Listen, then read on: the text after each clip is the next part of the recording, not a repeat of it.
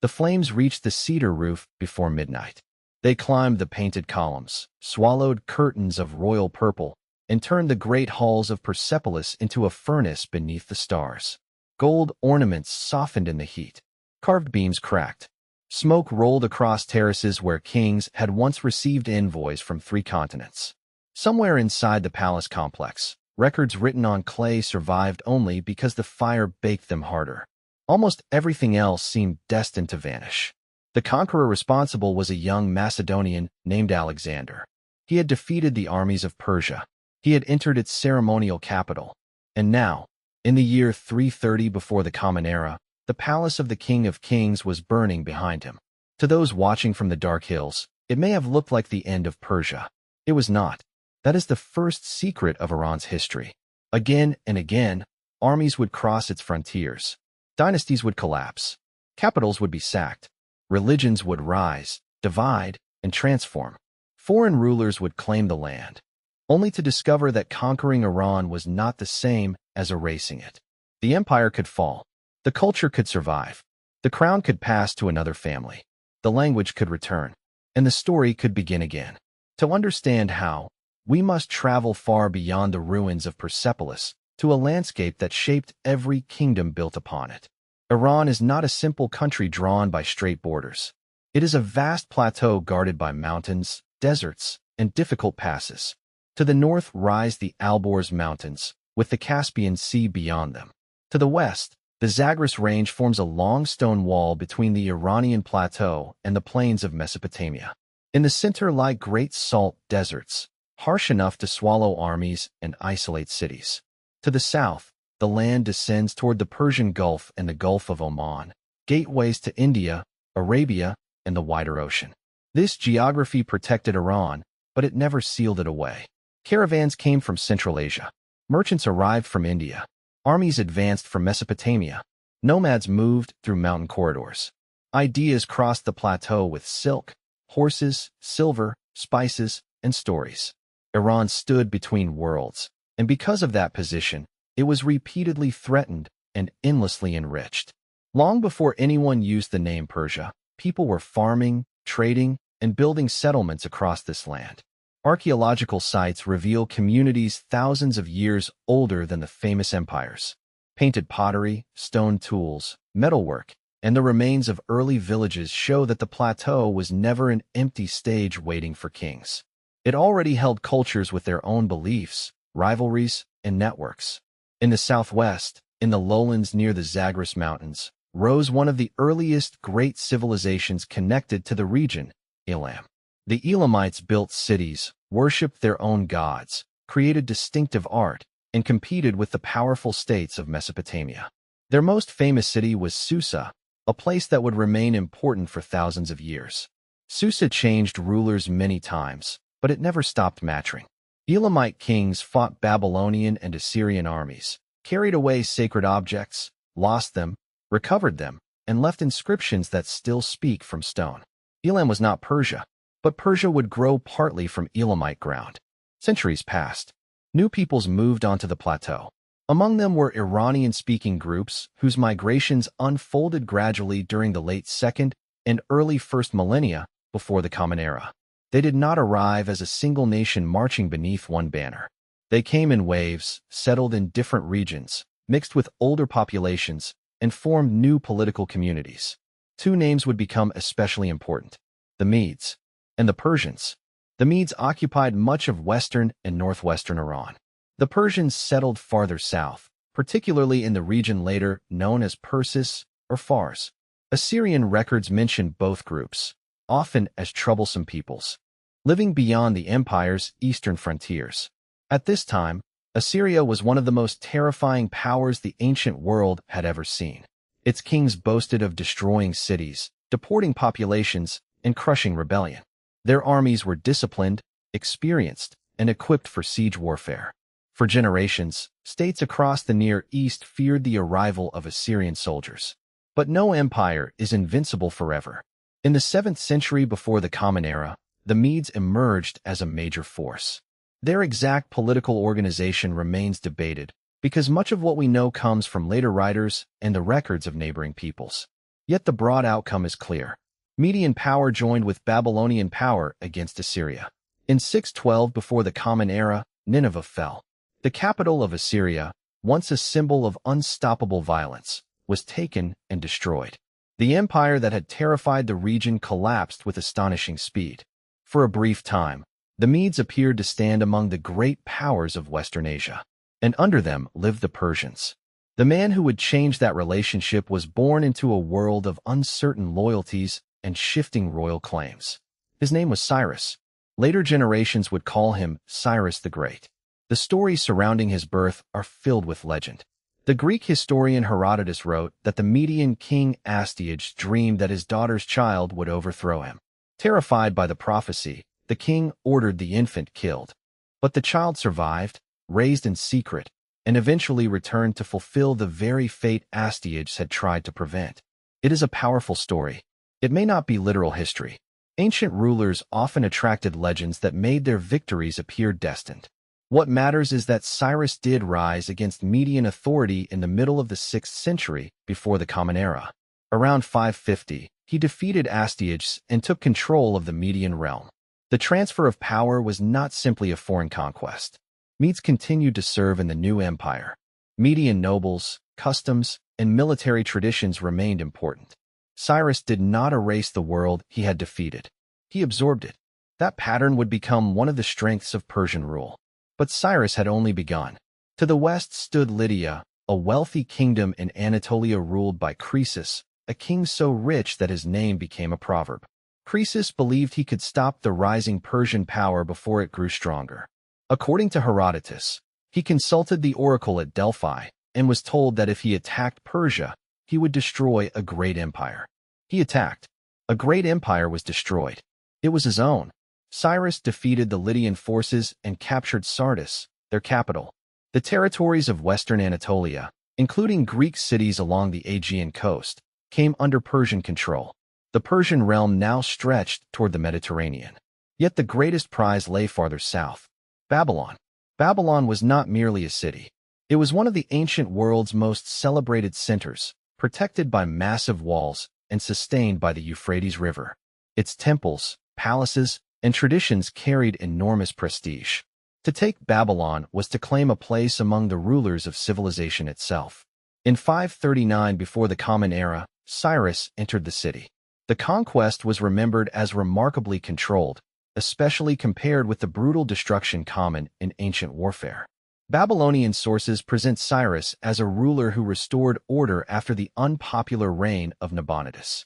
The famous Cyrus cylinder, written in Babylonian cuneiform, describes the Persian king returning divine images to their sanctuaries and allowing displaced peoples to go home. The cylinder is sometimes called the first declaration of human rights. That description is modern and goes too far. Cyrus was an ancient conqueror, not a modern democratic reformer. His policies served imperial stability, royal legitimacy, and the expectations of the peoples he ruled. Yet his approach was still significant. Rather than forcing every conquered region into one culture, he often respected local religions, temples, elites, and traditions, provided they accepted his authority. Among those who benefited were exiled Judeans in Babylon. Biblical texts remember Cyrus as the ruler who permitted their return and the rebuilding of the temple in Jerusalem. Few foreign kings have been remembered so positively in another people's sacred tradition. But Cyrus's empire was not built by kindness alone. It was created by war. His soldiers had crossed mountains, deserts, and rivers. Cities that resisted could face force. Rebellions were suppressed. The empire's tolerance existed within a clear structure. The king ruled, taxes were paid, and loyalty was expected. Still, Cyrus understood something that many conquerors never learn. Fear can win a city. It cannot easily hold a continent. An empire of many peoples needs more than an army. It needs a story broad enough for the conquered to imagine a place within it. Cyrus offered one.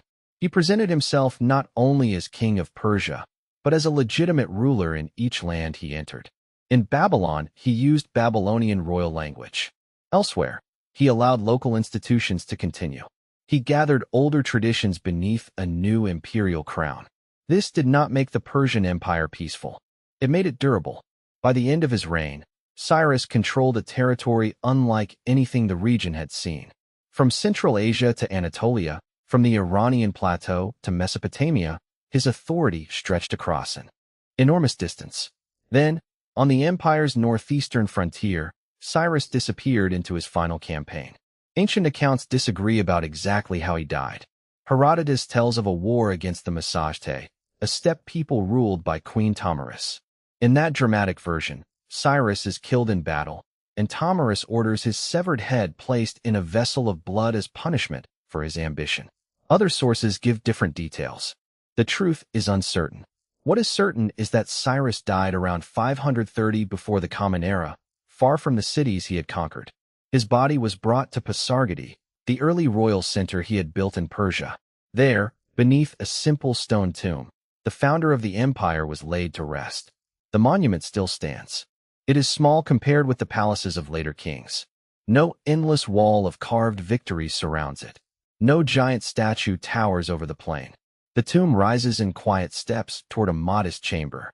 And perhaps that is why it remains so powerful. The man inside had ruled the largest empire yet seen in that part of the world, but his grave looked almost restrained. According to a later tradition recorded by Greek writers, an inscription once addressed anyone who approached.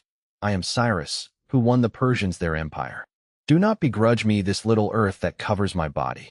Whether those exact words truly stood there is uncertain. But the message survived because it captured the tension at the heart of empire. A ruler may command nations. In the end, he receives only a small piece of ground. Cyrus was gone. His empire remained. And the next king would test how far Persian ambition could reach. Cyrus was succeeded by his son Cambyses II, a king remembered through sources that are often hostile and difficult to separate from rumor. His greatest achievement was undeniable. He conquered Egypt.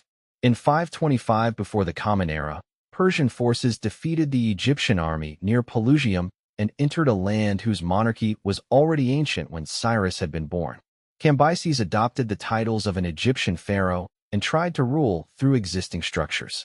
Later Greek traditions portrayed him as unstable, sacrilegious, and cruel, but Egyptian evidence presents a more complicated picture.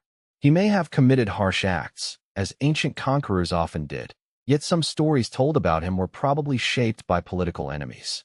While Cambyses remained away from the Persian heartland, a crisis began.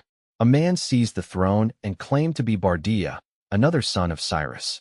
Cambyses had reason to know the claim was false, because according to the official Persian account, he had secretly ordered the real Bardia killed before leaving for Egypt. On his journey home, Cambyses died, perhaps from an accidental wound, though the circumstances remain uncertain. The empire suddenly had a king whose identity was disputed. Then a Persian noble named Darius acted. Darius and 6 allies killed the ruler in 522 before the Common Era. Darius declared that the dead man had been an impostor, a Magian named Galmada who had deceived the empire by pretending to be Bardia. He then took the throne himself. This is the story Darius wanted the world to believe. He had it carved high onto a cliff at Behistun, where the road between Babylon and the Iranian plateau passed beneath a towering rock face. The inscription appears in several languages and shows Darius standing over a defeated enemy while bound rebels wait before him. It is one of the most important documents in ancient Persian history, yet it is also royal propaganda. Some historians have wondered whether the man Darius killed was really an impostor at all. Perhaps he was the true Bardia. Perhaps Darius, who came from another branch of the royal family, created the story to justify a seizure of power. We may never know. What we do know is that much of the empire did not quietly accept him. Rebellions erupted from Babylon to Media, from Persia to Central Asia. Claimants appeared, local leaders declared independence, and the empire Cyrus had built seemed ready to break apart. Darius responded with relentless speed. Campaign after campaign crushed the revolts. The Behistun inscription lists enemies defeated, captured, and punished. The language is calm, almost administrative, but the violence behind it was severe. Rebel leaders were mutilated or executed. Cities were forced back into obedience. Within roughly a year, Darius had survived. That alone was remarkable. But he did more than preserve the empire. He organized it.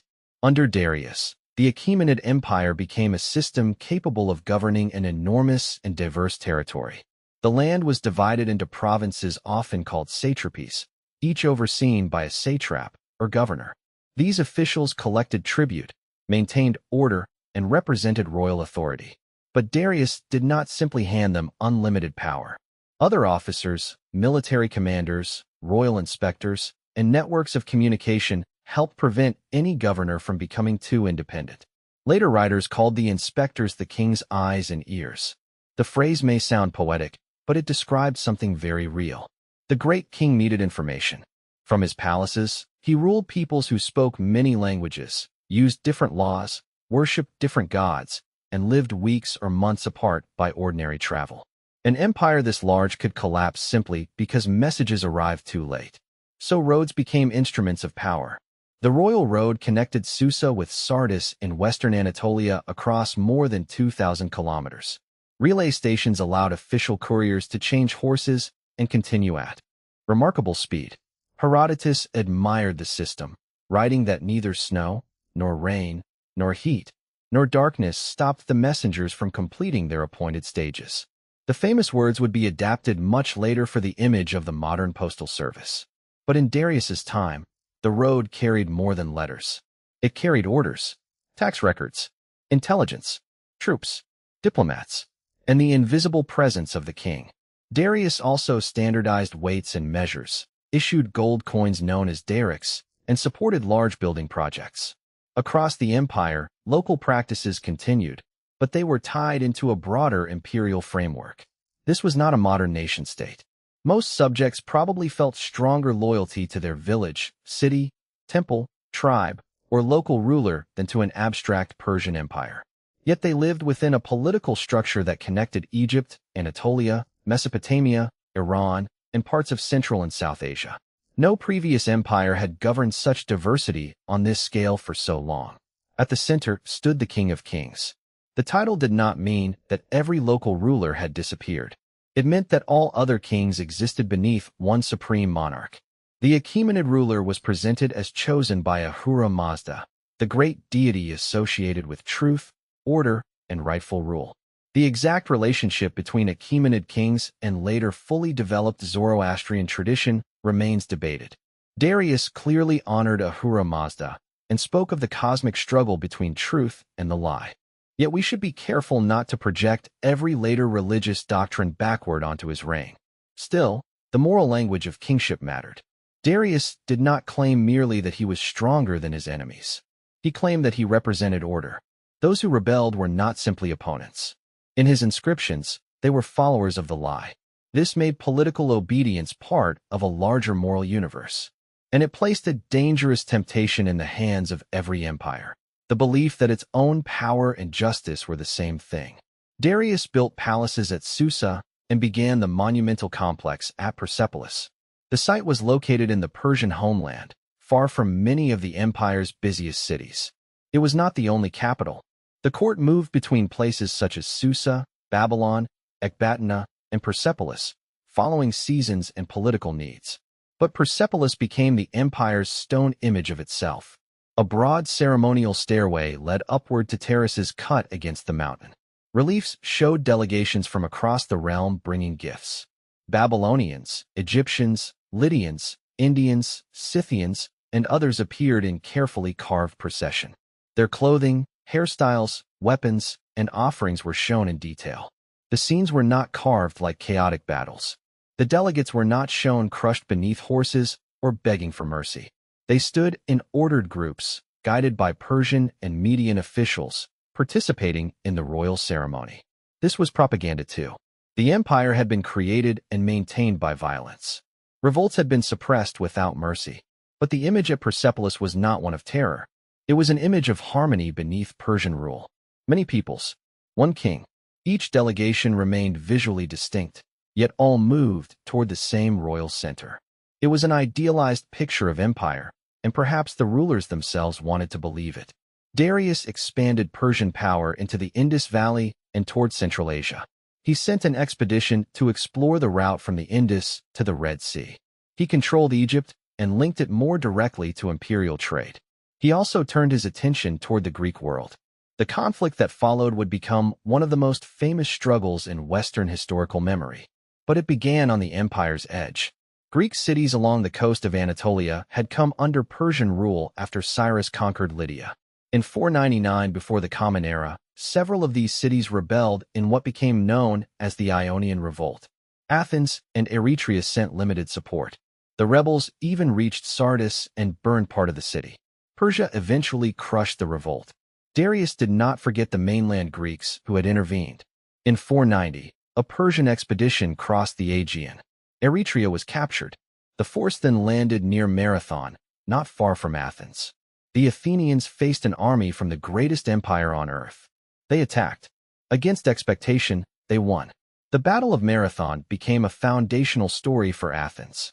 Later memories celebrated the citizen soldiers who had defended their city from Eastern despotism. But the larger picture was more complicated. The Persian expedition was serious, yet it was not the full force of the empire. The defeat was embarrassing, not catastrophic. Darius prepared another campaign. He died before he could launch it. His son Xerxes inherited the throne in 486 before the Common Era and soon faced rebellion in Egypt and Babylon. Once those challenges were controlled, he resumed the plan to invade Greece.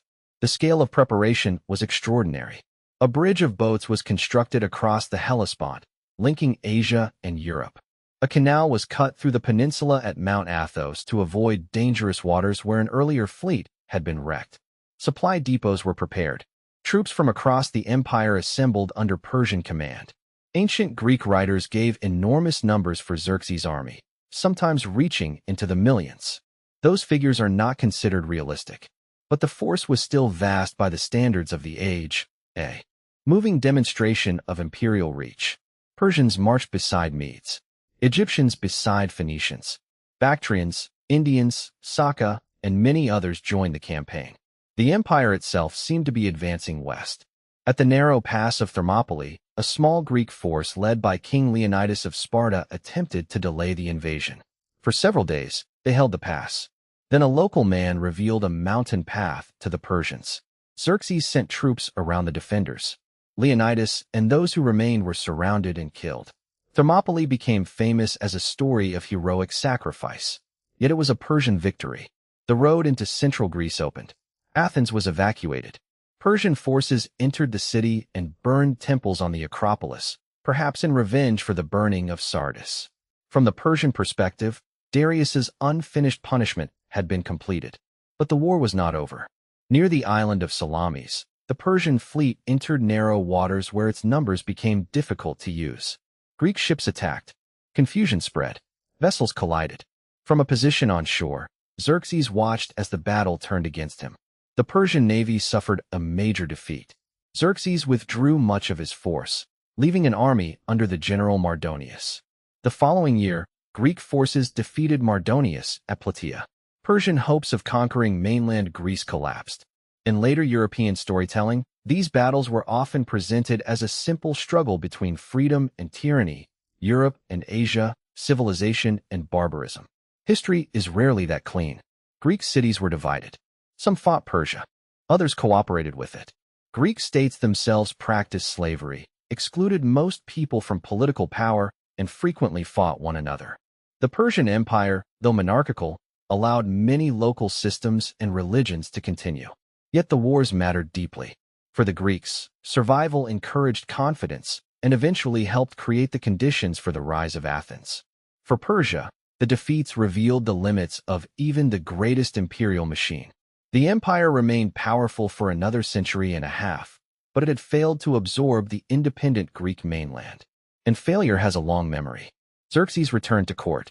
He continued construction at Persepolis and ruled for more than a decade after the invasion. Then, in 465 before the Common Era, he was assassinated inside the palace. The exact conspiracy is unclear.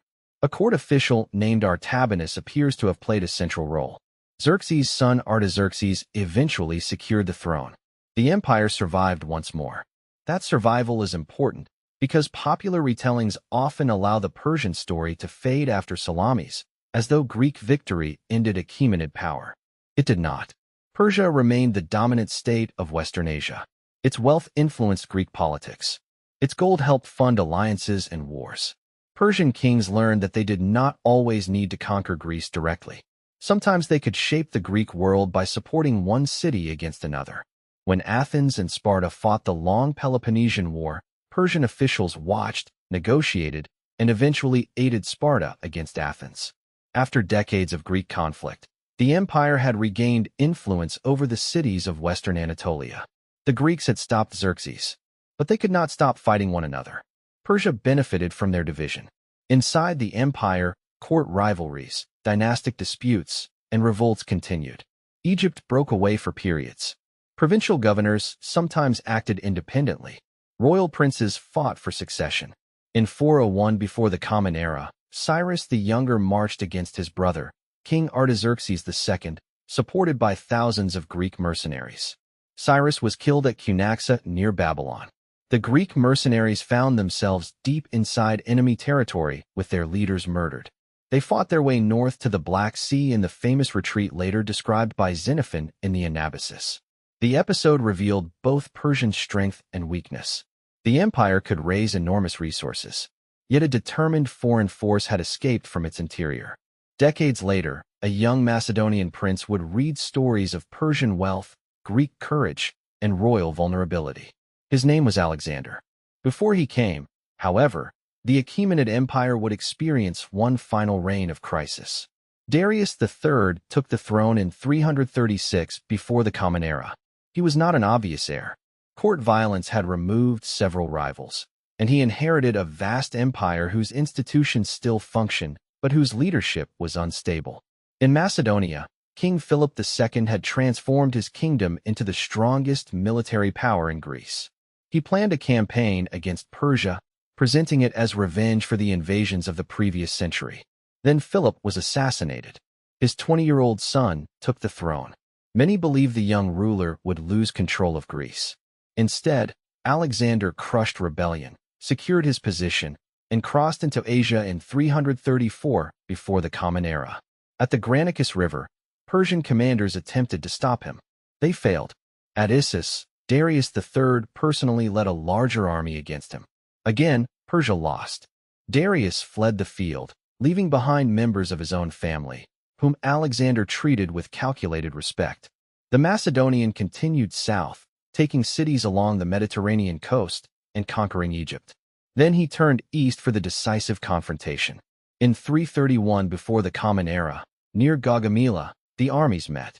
Darius chose open ground suitable for his cavalry and chariots. He prepared the field. He gathered forces from across the empire. This was the battle that would decide whether Achaemenid rule survived. Alexander advanced with a smaller but highly disciplined army. He used movement, timing, and a concentrated cavalry attack to create an opening in the Persian line. Then he drove toward the king. Once again, Darius fled. The Persian army broke. Babylon opened its gates. Susa surrendered. The road to the royal heartland lay exposed. At the Persian gates, a commander named Ariobarzanes resisted Alexander in a narrow mountain pass. The defense has sometimes been compared with Thermopylae. For a time, the Persians held back the invaders. Then Alexander found a route around them. Ariobarzanes and his soldiers were overwhelmed. The conqueror descended toward Persepolis.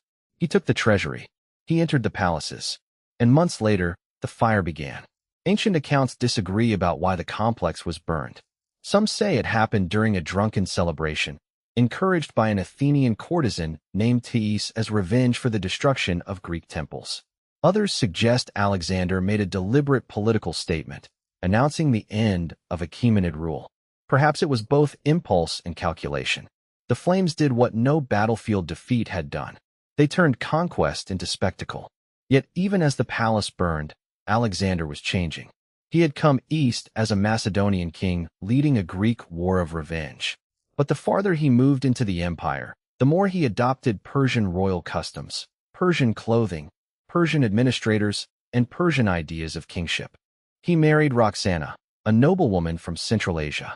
Later, at Susa, he arranged marriages between Macedonian officers and Persian women, while he himself married daughters connected to the Achaemenid royal house.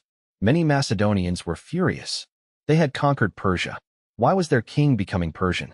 Alexander understood what Cyrus and Darius had understood before him. A vast Asian empire could not be governed as a distant extension of Macedonia. It needed Iranian nobles, local institutions, established traditions, and a ruler who appeared legitimate to many different peoples. He was not merely destroying the Persian Empire. He was trying to inherit it. Darius III never surrendered. After Gaugamela, he fled east, seeking another army. But some of his own commanders arrested him. As Alexander approached, they killed Darius and abandoned his body. The last Achaemenid king died not at the hands of the foreign conqueror, but through betrayal by men who had once served him. Alexander reportedly covered the body with his own cloak and ordered a royal burial. It was a gesture of respect. It was also a claim. The king was dead. The kingship remained, and Alexander intended to possess it. But the conqueror's dream would not survive him for long. Alexander pushed east beyond the old Achaemenid centers, through Bactria and Sogdiana, and eventually toward India. Resistance continued. Cities rebelled. Local rulers changed sides. His campaigns became harsher, and the distance between the victorious king and his Macedonian soldiers grew wider. Then, in 323 before the Common Era, Alexander died in Babylon. He was 32 years old. He had named no clear adult successor. When asked who should inherit his empire, one tradition claims he answered, "To the strongest." Whether he truly said it or not, that is what happened. His generals divided the empire and went to war.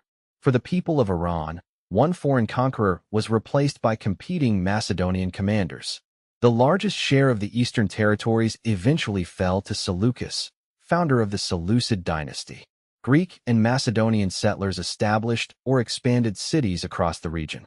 Greek became an important language of government and elite culture. Coins displayed rulers in Hellenistic style. Temples, theaters, and urban institutions reflected influences carried east by Alexander's armies. Yet the result was not the disappearance of Iranian culture. It was a long and uneven mixture. In some cities, Greek forms became highly visible. In rural areas and older communities, local traditions remained strong. Iranian nobles continued to control land and command followers. Languages and religious practices survived beneath a new royal layer. The Seleucid kings ruled an enormous territory, but their power was stretched thin. Their political center lay far to the west, in Syria and Mesopotamia. Eastern provinces were distant, difficult to defend, and vulnerable to local revolt. In the region of Parthia, southeast of the Caspian Sea, a new power emerged. Its founders belonged to the Parnai, a group connected to the wider confederation known as the Da'i. Their leader Xerxes seized Parthia around the middle of the 3rd century before the Common Era. From him came the dynastic name Arsacid. At first, this new kingdom was small. Then the Seleucid world weakened. The Arsacids expanded westward, gradually taking Media and Mesopotamia. By the 2nd century before the Common Era, the Parthian Empire had become the major power of Iran. Its rulers also used the title King of Kings. The old imperial language had returned. But Parthia was not simply a restored Achaemenid state. Its structure was looser. Powerful noble families controlled regions, provided cavalry, and influenced royal succession. The king had prestige, but he often depended on aristocratic support. This flexibility allowed local traditions to survive, yet it also created instability when noble houses backed rival claimants. Parthian military power rested heavily on horses. Light cavalry archers could approach, fire, retreat, and fire again. Heavily armored horsemen, later called cataphracts, delivered devastating charges with long lances. The famous Parthian shot described an archer turning in the saddle while seeming to flee, sending an arrow backward at the pursuing enemy. It looked like retreat. Then the arrows came. Rome learned the lesson at Carrhae. In 53 before the Common Era, the Roman commander Marcus Licinius Crassus crossed into Parthian territory seeking glory. He was one of the richest men in Rome and a member of the political alliance with Julius Caesar and Pompey. But wealth was not the same as military judgment. Near Carrhae, in northern Mesopotamia, Crassus met a Parthian force led by the general Serena. The Romans relied on disciplined infantry. The Parthians refused to give them the close battle they wanted. Mounted archers surrounded the formations, and launched wave after wave of arrows. When the Romans tried to advance or pursue, armored cavalry threatened them.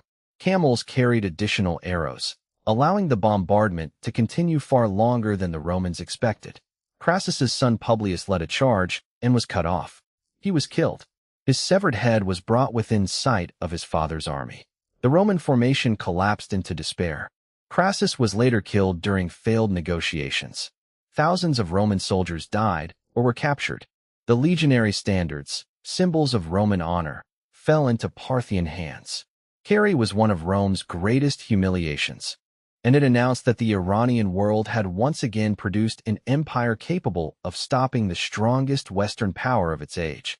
For centuries, Rome and Parthia competed over Armenia and Mesopotamia. Neither side could permanently destroy the other. Roman armies sometimes captured the Parthian capital at Ctesiphon, located near modern Baghdad, but holding the territory was another matter. Parthian cavalry, long supply lines, heat, disease, and resistance made lasting occupation difficult. The frontier shifted. Kings were installed and removed. Cities changed hands. Diplomats negotiated marriages, prisoners, and symbols. War continued without final victory. Meanwhile, Parthian Iran stood along the trade routes later called the Silk Roads. Goods moved between China, Central Asia, India, Iran, Mesopotamia, and the Mediterranean. Silk traveled west. Glassware, metalwork, horses, spices, precious stones, and artistic ideas moved in many directions. Parthian merchants and cities helped connect worlds that rarely met directly. This trade enriched the empire, but it also made Iran a corridor through which religions and artistic styles traveled.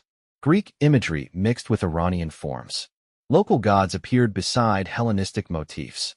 In some regions, rulers adopted Greek titles and placed Greek legends on coins. Over time, Iranian symbols became more prominent. The Arsacids were not embarrassed by mixture. Their empire was built from it. Even their appearance and art marked a shift. Earlier Greek-style portraits often showed faces in profile. Parthian art increasingly presented figures looking directly outward, frontal and commanding, as though the ruler or worshipper were meeting the viewer's eyes across time. Yet behind the cultural vitality, royal succession remained dangerous. When a king died, brothers, sons, uncles, and nobles could struggle for the throne. Rome interfered whenever it could, supporting claimants favorable to its interests. The empire survived these crises for centuries, but the internal balance grew fragile. In the early 3rd century of the Common Era, a new challenger rose in Persis, the southern homeland of the Achaemenids. His name was Ardashir. He came from a local ruling family associated with the city of Istakhr, near Persepolis. His father was Papak, while later dynastic tradition emphasized an ancestor or religious figure named Sazan, from whom the dynasty took its name. Ardashir defeated neighboring rulers and expanded his power. The Parthian king Artabanus IV marched against him. In 224, their armies met at Hormozgan. Artabanus was killed. The Arsacid monarchy collapsed. Ardashir was crowned king of kings, and the Sasanian Empire began. The change was more than one dynasty replacing another. Sasanian kings presented themselves as restorers of Iranian order. They centralized authority more aggressively than the Parthians had. They tied monarchy closely to Zoroastrian institutions. Their rock reliefs showed rulers receiving divine favor, defeating enemies, and standing in rigid ceremony. They also claimed the legacy of ancient Iranian kings. How clearly they remembered the historical Achaemenids is complicated. Much of Iran's pre-Islamic past had already been transformed into legend. But the Sasanians understood that they were heirs to an old tradition of kingship rooted in the Iranian plateau. Their ambition was not modest. They would challenge Rome for the Near East. Ardashir's son Shapur I became one of the dynasty's greatest rulers. He fought multiple Roman emperors and achieved victories so dramatic that he carved them into stone. In 260, near Edessa, Shapur captured the Roman emperor Valerian alive. No Roman emperor had ever suffered such a fate. A Sasanian relief at Nakshi Rostam shows Shapur on horseback. One Roman emperor stands before him. Another kneels. The Persian king towers over both. The image was meant to be unmistakable. Rome could be humbled. Valerian's later fate is uncertain. Hostile Christian writers described humiliations and cruelty, but their accounts may be exaggerated. What cannot be exaggerated is the political shock of his capture. Shapur deported many prisoners from Roman territories into the Sasanian Empire. Among them were artisans, engineers, and skilled workers. Their knowledge contributed to construction and economic life in Iranian lands.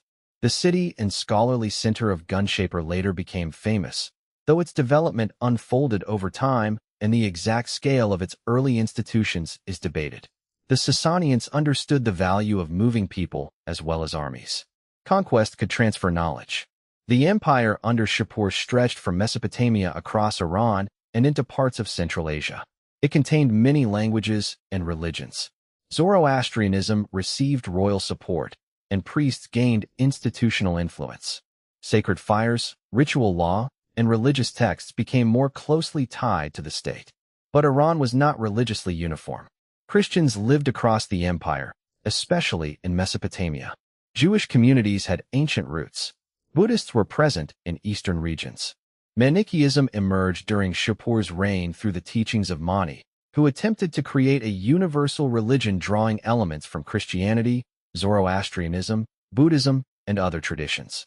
Mani initially found protection at court. Later, under King Bahram I, he was imprisoned and died. His followers carried his religion far beyond Iran, west toward the Roman world, and east toward Central Asia and China. For centuries, Manichaeism survived across an enormous distance. An idea born under the Sasanians became a world religion. Then it was persecuted almost everywhere. The Sasanian state faced pressures on every frontier. In the east, nomadic confederations and Central Asian powers repeatedly threatened the empire. In the west, Rome transformed into the Christian Byzantine Empire, and the rivalry continued. Religion now added another layer to politics. Because the Roman Empire became officially Christian, Sasanian rulers sometimes suspected their own Christian subjects of sympathy with the enemy. At other times, Christians in Iran developed institutions independent of Roman Church authority and were tolerated or even protected. Policy changed with kings, wars, and court politics. There was no single unbroken story of persecution or harmony. The same was true of other communities. Sasanian Iran was a powerful state, but it was also a society of hierarchy. Great noble families controlled land and military resources. Priests guarded religious authority. Peasants carried much of the tax burden. Court life displayed immense wealth while ordinary communities faced war, drought, and obligations to landlords and officials. In the 5th century, these tensions contributed to one of the strangest political movements in Iranian history. A religious reformer named Mazdak preached ideas associated with social justice, restraint, and a reduction of inequality. Later hostile sources accused his followers of demanding that all property and even women be held in common, but those claims may distort the movement. What seems clearer is that Mazdak challenged elite privilege and attracted support among people burdened by the existing order. King Safavid I supported him for a time. Why would a king support a movement threatening nobles and priests? Because those same elites limited royal power. Mazdakism offered Safavid a weapon against them. But the alliance was dangerous. Safavid was deposed, escaped, returned with outside support, and eventually changed course. His son, Khosrow I, oversaw the violent suppression of Mazdak and his followers. The reform movement ended in blood. Khosrow then became known to history as Anushirvan, of the immortal soul, and later Persian tradition remembered him as a model of justice. That reputation contains both truth and irony. He reorganized taxation, strengthened administration, reformed the army, and tried to reduce the power of old noble families. He patronized learning and ruled during a period of cultural confidence. Philosophers who left the Byzantine Empire found temporary refuge at his court. Greek, Indian, and Iranian knowledge circulated through translation. Stories later described Khosrow speaking with sages, testing judges, and walking among ordinary people in disguise to learn whether officials were just. These are ruler legends, not reliable reports. But they reveal what later generations wanted from a king. Strength was not enough. A true king had to maintain justice. The Persian concept of royal glory, often called far, suggested a divine radiance or legitimacy possessed by the rightful ruler. A king who became unjust could lose it. Rebellion and defeat were not only political failures. They showed that the ruler had fallen out of harmony with the order he was supposed to protect. This idea would survive long after the Sasanian monarchy disappeared. Khosrow fought the Byzantine Emperor Justinian, made peace, returned to war, and expanded influence in Arabia and the Caucasus. Under him, the empire appeared disciplined and renewed. But prosperity at the top could conceal deeper strain. Taxes funded armies. Armies defended frontiers. Frontiers created new wars. And every victory encouraged the next king to attempt something greater. The most dangerous attempt came under Khosrow II. His reign began with crisis. A powerful general named Bahram Chobin rebelled and seized the throne. Khosrow fled to Byzantine territory and asked Emperor Maurice for help. With Byzantine support, he returned and defeated Bahram. For a time, the two empires enjoyed peace. Then Maurice was murdered in a military revolt. Khosrow used the killing of his former ally as justification for war. Sasanian armies advanced with astonishing success. They captured Syria and Palestine. Jerusalem fell in 614. The True Cross, one of Christianity's most sacred relics, was carried away. Egypt was conquered. Persian forces reached deep into Anatolia. For a moment, the Sasanian Empire seemed close to destroying Byzantium.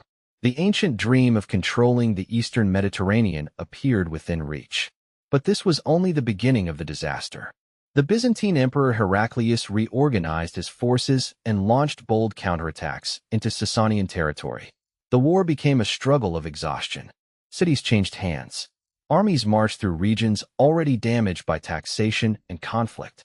In 627, Heraclius won a major victory near Nineveh. Khosrow II's authority collapsed. His own son, Kavad II, joined a conspiracy, imprisoned him, and ordered his execution. The great conqueror died inside the empire he had nearly expanded beyond imagination. Then the succession broke apart. Kings and queens rose and fell rapidly. Nobles fought. Disease spread. The treasury weakened. The long war had consumed both the Sasanian and Byzantine worlds. Neither side understood that, beyond Arabia, a new force was gathering. Within a few years, armies united by Islam moved north. The two exhausted superpowers were about to face an enemy neither had prepared to meet. The Arab conquest did not begin as an inevitable wave destined to erase the old order. The early Muslim community had only recently united much of Arabia. Its leaders faced their own internal struggles. But the combination of religious purpose, mobile armies, experienced commanders, and weakened opponents produced extraordinary results. Sasanian forces resisted. At Al-Qadisiyah, probably in the 630s, Arab Muslim armies defeated a major Persian force. The battle's exact date and many details remain uncertain, but its consequences were immense. Ctesiphon, the imperial capital, fell soon afterward. The royal treasury was captured. Palaces that had symbolized Sasanian power were abandoned. The last king, Yazdijerd III, fled east. He tried to gather support from provincial rulers and noble families. But the imperial network was breaking. Some communities resisted fiercely. Others negotiated. Some local elites accepted new rulers in exchange for retaining property or influence. The conquest was not completed in one battle. It unfolded over years. At Nahavand, another major Sasanian force was defeated. Muslim tradition later called it the victory of victories. Resistance continued in different regions, but the monarchy could no longer recover. In 651, Yazdijerd was killed near Merv. Accounts say he sought shelter at a mill and was murdered, perhaps for the valuables he carried or at the order of a local official. The last Sasanian king died far from his capital. No great army guarded him. No palace surrounded him. Like Darius III before him, he was undone at the edge of a collapsing empire. For some, this was the end of ancient Iran. For others, it was the beginning of Islamic Iran. Both statements are too simple. The Arab conquest destroyed the Sasanian state. It did not instantly convert the population. It did not erase Persian culture. And it did not end the struggle over who had the right to rule the Iranian plateau. That struggle was only changing its language. The first generations after the conquest lived through a transformation slower and more complex than the fall of a dynasty. The new rulers brought Islam and the Arabic language of revelation and administration. Zoroastrian institutions lost the protection of the monarchy. Land changed hands. Taxes were reorganized. Arab garrison towns became centers of military and political power. Yet most people in Iran did not wake one morning and abandon the beliefs of their ancestors. Conversion took centuries. Some converted from conviction. Some found new opportunities within the Muslim community. Some sought relief from taxes imposed on non-Muslims. Some families changed gradually, with old customs surviving beside new prayers. In remote areas, Zoroastrian communities endured for generations. Jewish and Christian communities also remained. The social boundaries of the early caliphate created resentment. Non-Arab converts, often called Mawali, could be treated as inferior to Arab Muslims despite sharing the same faith. Iranian soldiers, administrators, scholars, and merchants entered the Islamic world, but they did not always enter as equals. That imbalance would help bring down the Umayyad dynasty. In the 8th century, revolutionary agents moved through Khorasan, the vast northeastern region that included parts of modern Iran, Afghanistan, and Central Asia. They called for rule by the family of the Prophet and drew support from groups angered by Umayyad power.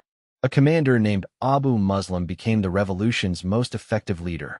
His armies carried black banners. In 750, the Umayyads were overthrown and the Abbasid dynasty took power. The revolution had depended heavily on Eastern support, including Iranian converts and military forces. The new Abbasid caliphs moved the political center eastward from Damascus to Baghdad, a city built near the old Sasanian capital region. Persian administrative traditions entered the heart of the caliphate.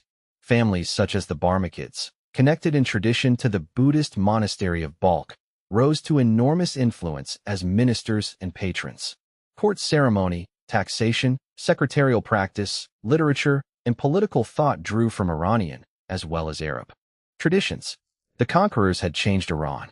Iran was now changing the caliphate. This was not a hidden reversal in which an unchanged ancient Persia simply took control of Islam. The reality was more creative. A new civilization was forming in Arabic and Persian, shaped by Muslims, Christians, Jews, Zoroastrians, Arabs, Iranians, Central Asians, and many others.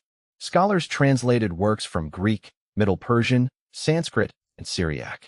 Physicians moved between courts. Astronomers observed the skies.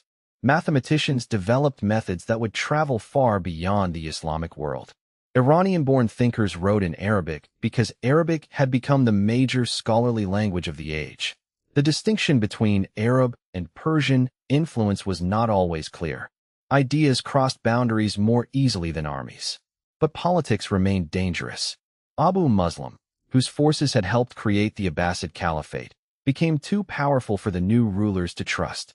In 755, Caliph al-Mansur summoned him and had him killed. The man who had overthrown one dynasty was destroyed by the next. His death inspired revolts and legends. In parts of Iran, rebels combined loyalty to Abu Muslim with older religious ideas and local resistance. Some wore white in opposition to the Abbasids black. Others followed leaders who claimed divine authority. The plateau had accepted Islam. It had not accepted permanent control from Baghdad. By the 9th century, the Abbasid caliphs increasingly relied on regional governors and military commanders. In eastern Iran, local dynasties gained practical independence while still recognizing the caliph in theory. The Tahirids ruled Khorasan from Nishapur. Then came the Safavids, founded by Yaqub ibn al-Layth, a coppersmith from Sistan who rose through military leadership. His origin became part of his legend. He was not a prince born in a palace. He was a man from the frontier who built an army and seized territory. A famous story says that when a poet praised him in Arabic, Yaqub asked why anyone should speak words he could not understand. Whether the scene happened exactly that way is uncertain, but it symbolizes a larger change. New Persian was returning as a language of literature and power. The Samanid dynasty, ruling from Bokhara and Samarkand, became one of the greatest patrons of this revival. Their courts supported poets who wrote Persian in the Arabic script. The language had changed since Sasanian times, absorbing many Arabic words and developing new literary forms, but its Iranian core endured. This survival was one of the most important events in Iran's history. Many conquered peoples adopted the language of their conquerors almost completely. Persian did not disappear. It transformed, returned, and eventually spread far beyond Iran.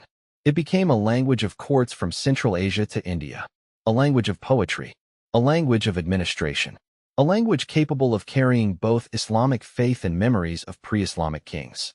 No work expressed that power more fully than the Shahnameh, the Book of Kings. Its author, Ferdowsi, spent decades shaping older stories into an enormous epic of roughly 50,000 couplets. Completed around the beginning of the 11th century, the Shahnameh tells the legendary and historical past of Iran from the creation of the world to the Arab conquest. Its pages are filled with kings, heroes, monsters, battles, betrayals, and moral choices. At its center stands Rostam, the greatest warrior of Iranian legend. Rostam defeats demons, rescues kings, and protects the realm. Yet his greatest stories are not simple victories. In the tragedy of Rostam and Sohrab, he unknowingly fights and kills his own son. Recognition comes only when it is too late. The hero wins the battle. He loses everything that matters. That emotional pattern runs through the Shahnameh. Glory and grief remain inseparable. Kings rise through justice and fall through arrogance. Heroes cannot escape time. Even the greatest empire eventually becomes dust. Ferdowsi was not writing modern nationalist history. His world was Islamic, Persian-speaking, and connected to the courts of eastern Iran. Yet he preserved a vision of Iran as a cultural realm with a past deeper than any single dynasty. The political state had vanished. The imagined country endured in verse. That verse would outlive the patrons who paid for it. The Samanids fell to Turkic powers. The Ghaznavids, led most famously by Mahmud of Ghazni, built an empire stretching into the Indian subcontinent. Mahmud patronized Persian literature while leading repeated campaigns into northern India. His court showed a pattern that would define much of the medieval Persianate world. Rulers of Turkic military origin using Persian language, administration, and culture to govern diverse populations. Conquest and cultural adoption moved in opposite directions. The sword could come from the steppe. The court could speak Persian. The Seljuks carried this pattern even farther. Originating among Oghuz Turkic groups, they entered Iran and defeated the Ghaznavids at Dandanakan in 1040. Within decades, Seljuk power stretched across Iran, Iraq, and much of Anatolia. In 1055, the Seljuk ruler Tughril entered Baghdad. The Abbasid Caliph remained a religious symbol, but military authority belonged to the Sultan. Iran was now part of a Sunni imperial order ruled by a Turkic dynasty and administered through a deeply Persian bureaucratic tradition. The man who best represented that tradition was Nizam al-Mulk. As vizier to the sultans Alp Arslan and Malik Shah, he managed government, supported educational institutions known as madrasas, and wrote the Siyasatnama, or Book of Government.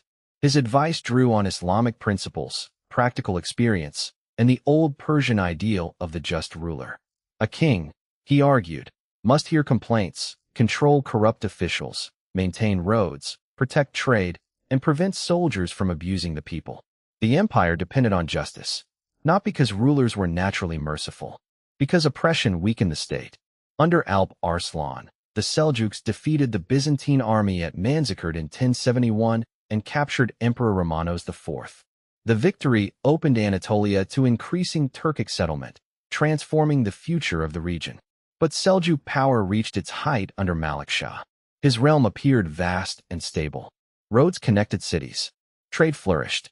Scholars and poets gathered under elite patronage. The calendar was reformed by a group of astronomers that tradition associates with Omar Khayyam. Khayyam is remembered in much of the world as a poet of wine, time, doubt, and fleeting beauty. He was also a mathematician and astronomer of exceptional ability. The verses attributed to him often ask what certainty humans can possess in a world where kings and beggars share the same end. The palace becomes a ruin. The throne becomes clay. The cup passes from one hand to another. The mood fit Iran's long history because Iranians had seen too many dynasties claim permanence. None had kept it. In 1092, Nizam al-Mulk was assassinated, reportedly by a member of the Nizari Ismaili movement. Soon afterward, Malik Shah died. The empire fractured. The Nizaris had built a network of mountain fortresses, the most famous at Alamut in northern Iran. Their enemies called them assassins, a word wrapped in centuries of hostile legend. Stories claim they used drugs, secret gardens, and fanatical killers conditioned to obey without question. Much of that image is exaggeration. The Nizaris were a minority Shiite community facing powerful Sunni states. Unable to defeat large armies in open battle, they used targeted killing against political and military leaders. Their agents sometimes struck in public places, accepting almost certain death. The strategy created fear far beyond their actual numbers. A ruler might command thousands of soldiers and still wonder whether a quiet figure in the crowd carried a hidden blade. Alamut became not only a fortress, but a center of learning and administration. Yet its reputation in enemy accounts overwhelmed its intellectual life. The legend became larger than the community. Then a force appeared that made every earlier enemy seem small. In the early 13th century, the Mongol tribes of the eastern steppe were united under Temujin, known to history as Genghis Khan. His armies destroyed rivals, absorbed skilled fighters, and developed a system of speed, discipline, intelligence, and terror. At first, conflict with the Khwarezmian Empire may not have been inevitable. Genghis Khan sought trade. A caravan sent into Khwarezmian territory was accused of spying, and its members were killed. When Mongol envoys demanded justice, one was executed and others humiliated. The decision was catastrophic. In 1219, the Mongols invaded. Cities that resisted could be destroyed on a scale that shocked survivors. Bokhara fell. Samarkand fell. Merv, Nishapur, Herat, and other centers suffered devastation. Medieval chroniclers gave enormous death tolls that cannot be accepted literally, but archaeology and multiple accounts confirm widespread destruction. Irrigation systems were damaged. Fields were abandoned. Libraries burned. Families scattered. The violence was not mindless. Terror was part of Mongol strategy. A city that surrendered quickly might be spared or taxed. A city that resisted could be made an example so frightening that the next city opened its gates without battle. Fear traveled ahead of the army. The Khwarezm Shah fled west, pursued across his own collapsing empire.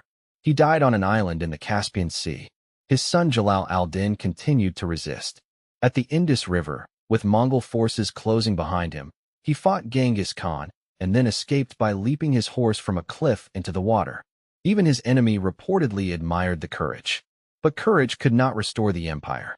The Mongol invasion did not end Iranian civilization, but it broke cities and institutions that had taken centuries to build. In Khorasan especially, the trauma entered historical memory as an almost unimaginable catastrophe. And still, the conquerors were not finished. A generation later, Hulagu, a grandson of Genghis Khan, came west with another massive army. He destroyed the Nizari strongholds, including Alamut, in 1256. 2 years later, he captured Baghdad. The Abbasid Caliph was killed. The city that had stood at the center of the Islamic world for 5 centuries was sacked. Hulagu then established the Ilkhanate, a Mongol state ruling Iran and surrounding regions. Once again, outsiders had conquered the plateau. Once again, conquest began to change the conquerors. Mongol rulers employed Persian administrators, historians, physicians, and financiers. They adopted local court practices. Some remained Buddhist or followed traditional Mongol beliefs. Others had Christian wives and allies. Eventually, Ilkhan Ghazan converted to Islam in 1295, and Islam became central to the dynasty's legitimacy. Under the vizier Rashid al-Din, the court sponsored one of the most ambitious historical works of the medieval world, the Jami al-Tawarik, or Compendium of Chronicles. It attempted to describe not only Iran and the Mongols, but many peoples and dynasties across Eurasia. The empire that had destroyed libraries now paid scholars to write a history of the world. That contradiction is central to the Mongol age. The invasions caused immense suffering. The resulting empire also connected distant regions with unusual intensity. Travelers, merchants, diplomats, artists, and technologies moved across Eurasia under Mongol rule. Chinese motifs appeared in Persian painting. Iranian administrators served Mongol princes. Knowledge crossed frontiers. Destruction and exchange occurred at the same time. But the Ilkhanate did not last. After the death of Abu Sa'id in 1335, rival dynasties and military leaders divided Iran. Local powers rose. Cities defended their own interests. The plateau entered another age of fragmentation. Then came Timur. He was not a descendant of Genghis Khan through the male line, so he ruled through a puppet Khan and marriage connections while building his own authority. Known in the West as Tamerlane, Timur combined steppe military traditions with an ambition to dominate the Persianate world. His campaigns were extraordinarily violent. He destroyed rebellious cities and ordered towers built from skulls. Isfahan suffered massacre after resistance. Delhi was sacked. Baghdad was attacked. His armies moved from Central Asia to Anatolia, where he defeated and captured the Ottoman Sultan Bayezid I in 1402. Timur claimed to restore order. His path left devastation. Yet he also carried artists, architects, scholars, and craftsmen to his capital at Samarkand. The wealth and skill taken from conquered lands helped create magnificent buildings. Under his descendants, especially Shah Rukh and Ulugh Beg, Timurid courts became major centers of Persian literature, miniature painting, architecture, and science. Ulugh Beg built an observatory at Samarkand and produced astronomical tables of remarkable accuracy. The dynasty founded by a conqueror became a patron of stars. In Herat, poets and painters developed styles that influenced Iran and India for generations. Persian culture was no longer confined to ethnic Persians or the borders of modern Iran. It had become the prestige culture of a vast zone stretching from Anatolia to Central Asia and the Indian subcontinent. Rulers who could not trace their ancestry to Cyrus still wanted Persian secretaries. Warriors from the steppe wanted Persian poets. Courts that spoke Turkic among the royal family issued documents and literature in Persian. This was a different kind of empire, not a single political state, a civilization carried by language. Through all these centuries, poets gave Iran another form of permanence. Rumi, born in Balkh and later living in Anatolia, wrote much of his greatest work in Persian. Sa'di of Shiraz traveled widely and filled the Gulistan and Bustan with stories about kings, dervishes, merchants, slaves, fools, and moral choices. Hafez turned the lyric poem into a world of love, hypocrisy, longing, wine, and spiritual ambiguity. Their verses could be read in palaces and marketplaces. They could be mystical or earthly. They could praise rulers and quietly expose them. A tyrant might command a poet to celebrate his greatness. The poem could outlive the tyrant and teach later generations to distrust him. By the end of the 15th century, Iran remained divided among rival powers. In the northwest, Turkoman confederations competed for control. In Anatolia, the Ottoman Empire was expanding. In Central Asia, Uzbek forces were rising. Then a teenage religious leader rode out of the forests near the Caspian Sea. His followers wore red headgear. They believed him chosen. Some believed him more than human. His name was Ismail. And before he reached adulthood, he would create the state that transformed Iran's religious identity forever. Ismail belonged to the Safavid order, a Sufi movement founded generations earlier in Ardabil. Over time, the order had become more militant and more closely associated with Shiite devotion. Its most passionate supporters were Turkoman tribal warriors known as the Kizilbash, or Redheads, named for their distinctive headgear. They did not follow Ismail as an ordinary prince. They followed him with a devotion that made them terrifying in battle. In 1501, Ismail captured Tabriz and proclaimed himself Shah. He was about 14 years old. He also declared Twelver Shi'a Islam the official faith of his realm. This decision changed Iran more deeply than any single battlefield victory. Most of the population was still Sunni. Twelver Shi'a Islam had long existed in Iran, and several cities had important Shiite communities, but it was not yet the faith of the majority. The Safavid state promoted conversion through preaching, education, patronage, legal authority, and at times coercion and violence. Sunni scholars were displaced or pressured. Shiite scholars were invited from Arabic-speaking regions such as Lebanon, Iraq, and Bahrain to help build religious institutions. The transformation took time. But over generations, Iran became predominantly Twelver Shiite.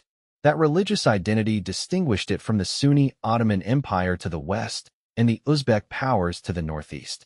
Faith, politics, and war became tightly connected. The Safavids presented themselves as protectors of Shi'ism. The Ottomans presented them as dangerous heretics and rivals. The frontier between the two empires became one of the great fault lines of the early modern Middle East. Ismail's early victories made him appear invincible. City after city fell. His followers believed spiritual favor guaranteed success. Then he met the Ottoman Sultan Selim I. In 1514, at Chaldiran in eastern Anatolia, the Safavid cavalry charged with courage but faced an Ottoman army equipped with disciplined infantry and field artillery. The Qizilbash had fought as though faith and bravery could overcome any weapon. The cannons answered. The Safavid army was defeated. Ismail escaped, but the aura surrounding him was broken. According to later accounts, his personality changed. He withdrew from direct military command and drank heavily. The boy who had seemed divine had discovered the limits of charisma. Chaldiran did not destroy the Safavid state. The Ottomans temporarily occupied Tabriz, but could not hold it. Yet the battle exposed the need for reform. A dynasty built by tribal warriors now had to become a durable government. That transformation reached its height under Shah Abbas I. Abbas came to the throne in 1588 while still young, surrounded by threats.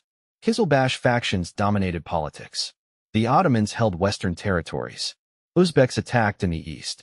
The kingdom seemed close to disintegration. Abbas survived by patience. He made a temporary peace with the Ottomans, surrendering territory in order to gain time. He reduced the political power of the Qizilbash by creating new military forces tied directly to the crown.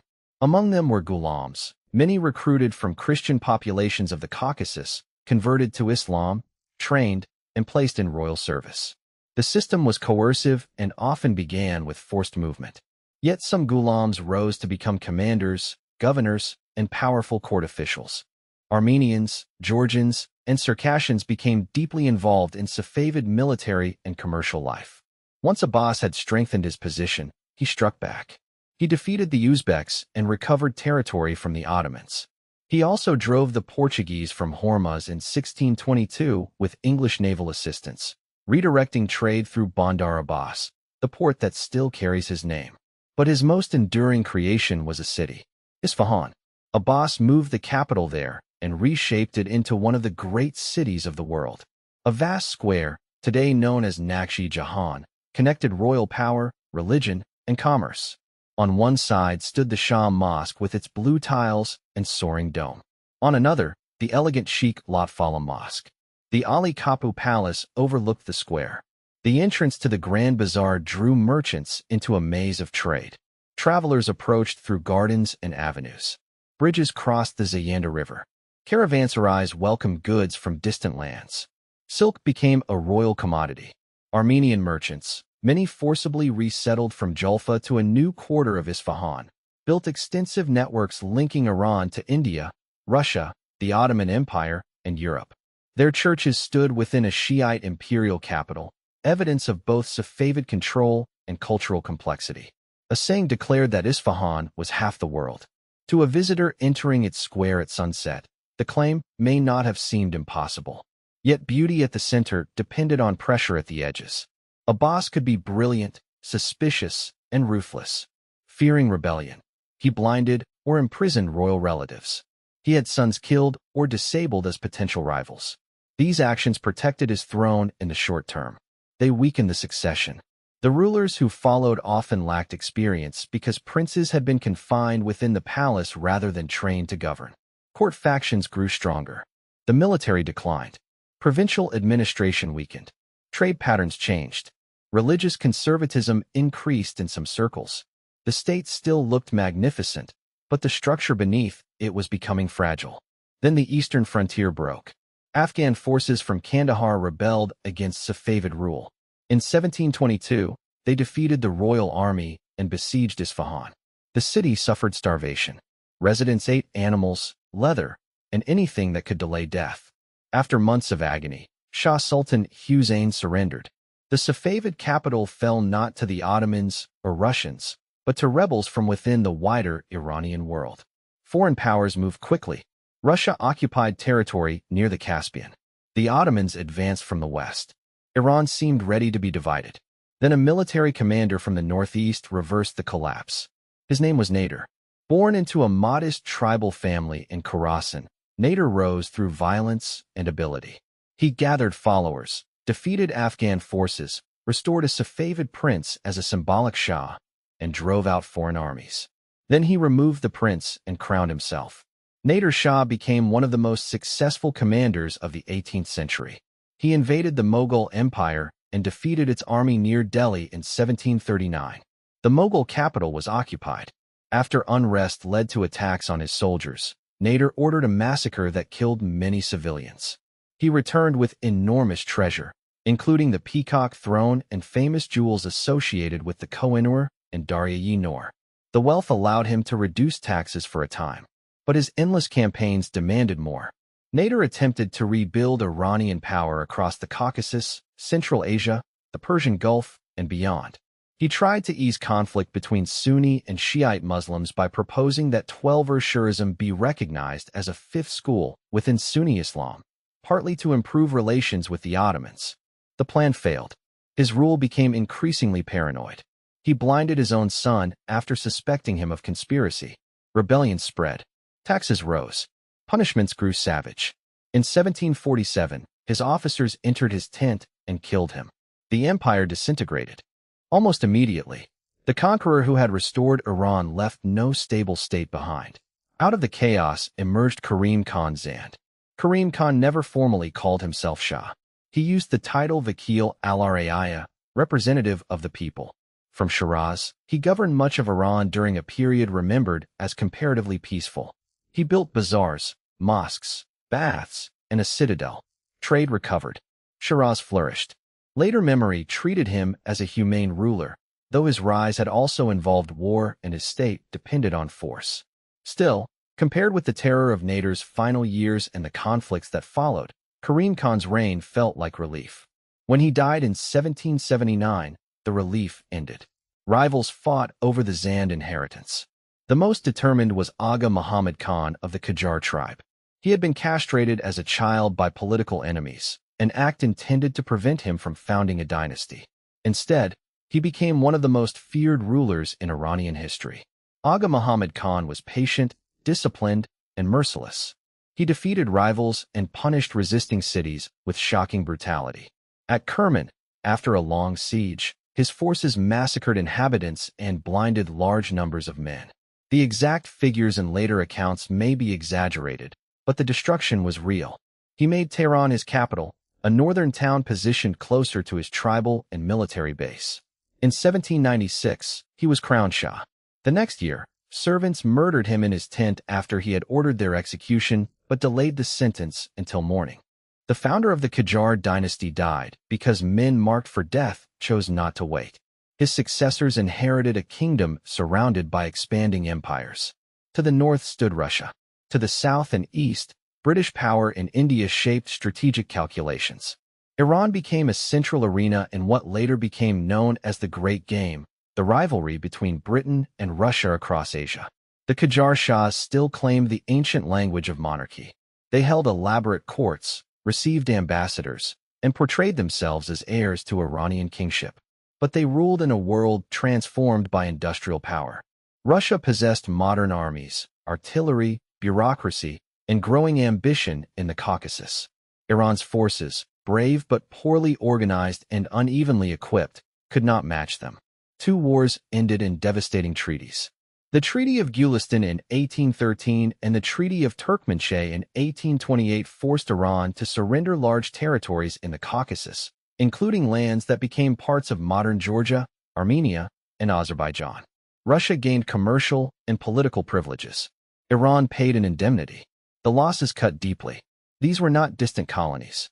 They were regions tied to Iranian empires for centuries. The defeat revealed a frightening truth. Iran had survived nomads, caliphates, Mongols, and dynastic collapse. Now it faced European powers whose military and economic systems were changing the balance of the world. Some Iranian officials responded with reform. Crown Prince Abbas Mirza attempted to build a modern army, send students abroad, and import new knowledge. He understood that courage without technology would not stop Russian cannon. But reform threatened established interests and required money the state did not have. The Qajar government struggled to collect taxes consistently. Provincial rulers, tribal leaders, landowners, merchants, and religious authorities held their own power. The Shah's court appeared absolute, but the state's reach was often limited. Foreign loans and concessions offered quick solutions. They created deeper problems. Qajar rulers granted Europeans rights over roads, banks, mining, telegraphs, customs, and trade. Each concession brought revenue to the court while convincing more Iranians that their country was being sold piece by piece. One concession would ignite a national movement. In 1890, Nasir al-Din Shah granted a British subject a sweeping monopoly over the production, sale, and export of Iranian tobacco. Tobacco touched farmers, merchants, shopkeepers, and consumers across the country. The concession threatened livelihoods on a national scale. Protests spread. Merchants closed bazaars. Religious leaders condemned the arrangement. A ruling attributed to the leading cleric Mirza Hassan Shirazi declared tobacco use forbidden until the monopoly ended. Stories say even women inside the Shah's palace put down their pipes. The boycott worked. The concession was cancelled. For the first time, an alliance of clerics, merchants, intellectuals, and ordinary consumers had forced the monarchy to retreat through coordinated national action. The Shah still sat on the throne. But another source of power had appeared: public resistance. It would soon demand more than the cancellation of a contract. At the turn of the 20th century, dissatisfaction moved through every layer of Iranian society. Merchants resented foreign competition and arbitrary taxes. Clerics feared foreign influence and royal interference. Intellectuals read about constitutions, parliaments, law, and national sovereignty. Students returning from abroad asked why Iran, heir to ancient empires, seemed unable to control its own finances or defend its independence. The monarchy answered criticism with censorship, punishment, and delay. Then a small act of humiliation became a spark. In 1905, the governor of Tehran ordered several merchants beaten after sugar prices rose. Bazaar protests expanded. Demonstrators sought sanctuary in religious sites and later at the British legation, where thousands gathered in tents and demanded a house of justice. The demand became a constitution. Muzaffar al-Din Shah, sick and under pressure, agreed. In 1906, Iran's first national assembly, the Majlis, opened. A constitution limited royal authority and established representative institutions. It was one of the earliest constitutional revolutions in Asia. But writing a constitution was easier than making power obey it.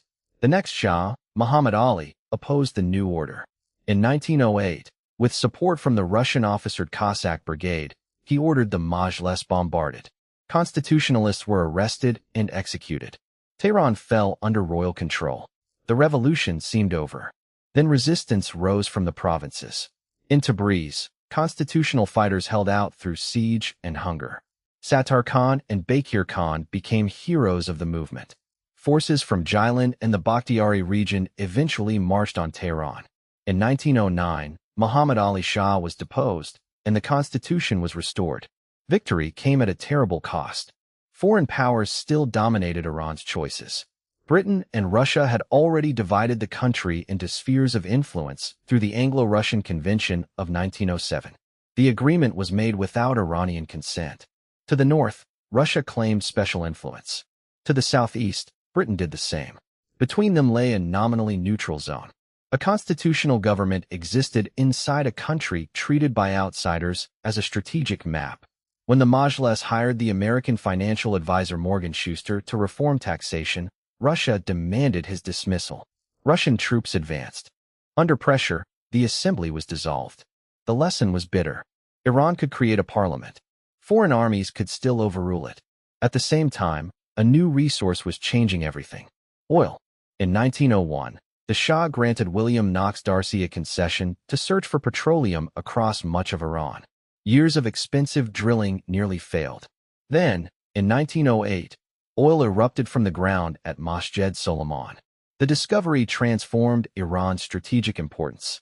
The Anglo-Persian Oil Company developed the industry. Britain's government acquired a controlling interest, partly because the Royal Navy was shifting from coal to oil. The refinery at Abadan grew into one of the largest in the world. Iran received revenue. Britain received the greater advantage. The arrangement became a symbol of exploitation. Iranian oil, foreign control, and profits flowing outward while many workers lived in poor conditions. Before that conflict reached its climax, the First World War brought another catastrophe. Iran declared neutrality. The declaration did not protect it. Russian, Ottoman, and British forces entered Iranian territory. Rival armies fought across the west and north. Tribal groups, local rulers, and political factions navigated shifting alliances. Trade collapsed in some regions. Requisitioning, disease, inflation, and crop failure contributed to widespread hunger and death. The exact scale remains debated. The suffering does not. A country that had not chosen the war became one of its battlefields. After the Russian Revolution of 1917, Russian forces withdrew, but British influence expanded. The Qajar state appeared weaker than ever. Roads were unsafe. Provincial authority was fragmented. The central government lacked money and military strength. In February 1921, troops from the Persian Cossack Brigade entered Tehran. Their commander was Reza Khan. Tall, forceful, and politically ambitious, he rose rapidly from military officer to war minister and then prime minister. He defeated rebellions, subdued tribal leaders, and expanded central authority. Many Iranians welcomed order. Order, however, came with concentration of power. In 1925, the Majlis removed the Qajar dynasty. Reza Khan became Reza Shah Pahlavi. The new surname evoked Iran's pre-Islamic linguistic past. The message was deliberate. A new national state would be built from centralization, modernization, and an idealized ancient heritage. Reza Shah expanded the army, built roads and railways, strengthened government ministries, created schools, promoted industry, reformed clothing, and reduced some foreign privileges. In 1935, his government asked foreign states to use the name Iran rather than Persia in official communication, though both names remained historically connected and Persia continued in cultural use. The Trans-Iranian Railway became a symbol of his reign, crossing mountains and linking the Caspian region with the Persian Gulf. Universities and secular courts expanded. The state registered surnames and increased control over education. But modernization was imposed from above. Tribal communities were forcibly settled. Political opponents were imprisoned or killed. Newspapers were controlled. Land accumulated in the Shah's hands. Religious institutions lost influence. Ethnic and linguistic diversity was often treated as a problem to be suppressed in favor of centralized Persian identity. Women's education expanded, and new professional opportunities appeared. Yet the 1936 policy, known as Kashf-e-Hijab, forcibly banned the veil in public. Police sometimes removed veils from women. For some urban families, unveiling symbolized emancipation. For others, it was state violence against personal and religious life. A reform imposed by force can liberate one person and imprison another. That contradiction followed the Pahlavi state. Reza Shah tried to limit dependence on Britain and the Soviet Union by increasing ties with Germany. When the Second World War began, Iran again declared neutrality. Again, neutrality failed. Britain feared for the oil fields and supply routes. The Soviet Union feared German influence on its southern border. In August 1941, British and Soviet forces invaded Iran. The Iranian military collapsed quickly. Reza Shah was forced to abdicate in favor of his young son, Mohammad Reza Pahlavi. The ruler who had built a strong, centralized state discovered that it could not stop two global powers. He went into exile and died in South Africa. Iran became a vital supply corridor for the Soviet war effort. Allied resources moved north along the railway Reza Shah had built. Tehran hosted Roosevelt, Churchill, and Stalin in 1943. The leaders of the Allied powers met in Iran. The Iranian king was barely central to the scene.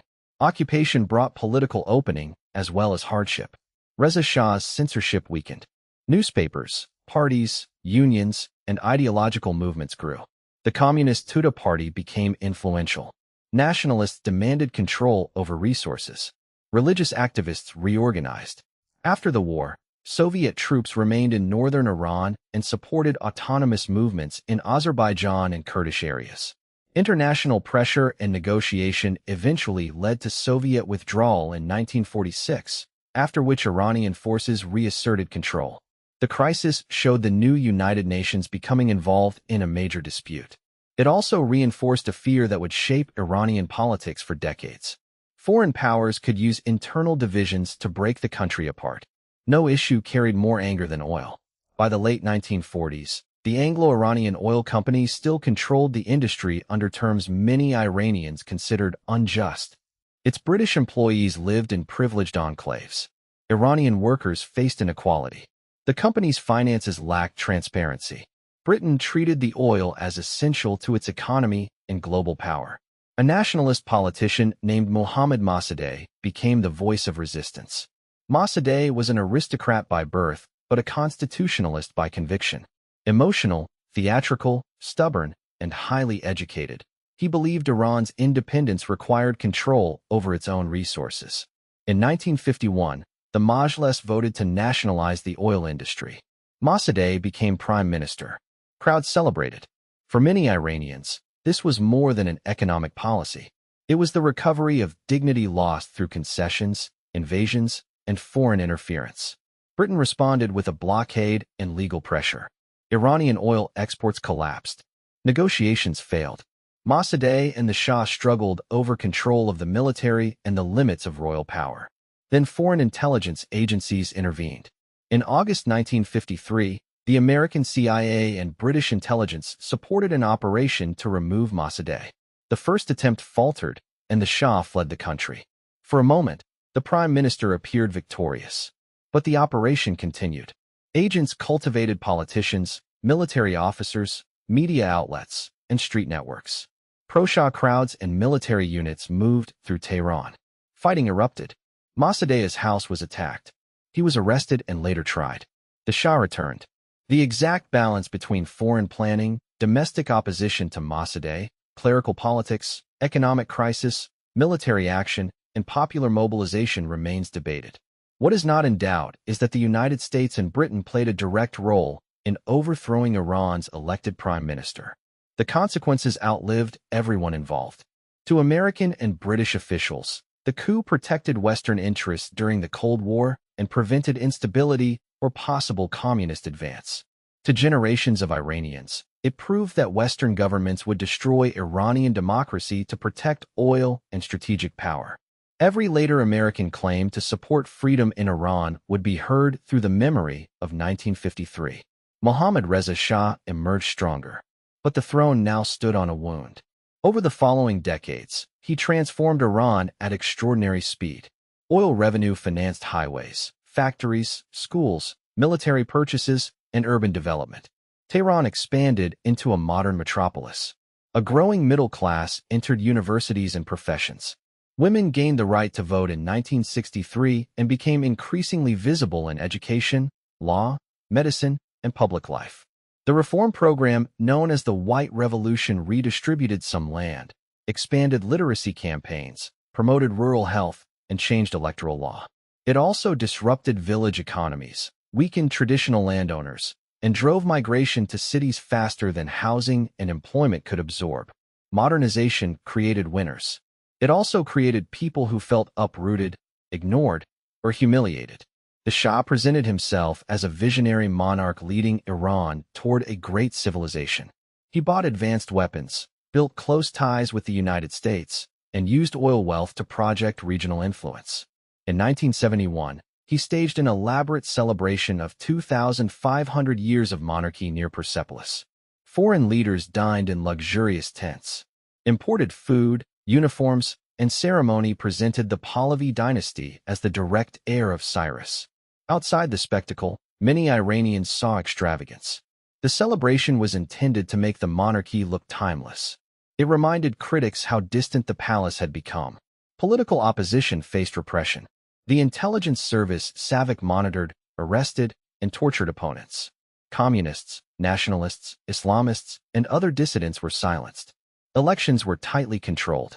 In 1975, the Shah replaced existing parties with a single official party and pressured citizens to join. The more the monarchy claimed unity, the less space it left for peaceful disagreement. One opponent had been speaking against the Shah for years. Ayatollah Ruhollah Khomeini criticized the monarchy's ties to the United States, its reforms, and the political immunity granted to American military personnel. Arrested after protests in 1963 and exiled in 1964, He continued sending sermons and messages into Iran. At first, he was one figure among many opponents. By the late 1970s, he had become the symbol around whom very different groups could unite. Liberals wanted constitutional government. Leftists wanted revolution and social justice. Religious activists wanted Islamic rule. Bazaar merchants resented state control and economic disruption. Students rejected dictatorship. Workers demanded dignity. Clerics feared cultural and political marginalization. They did not agree on the future. They agreed that the Shah had to go.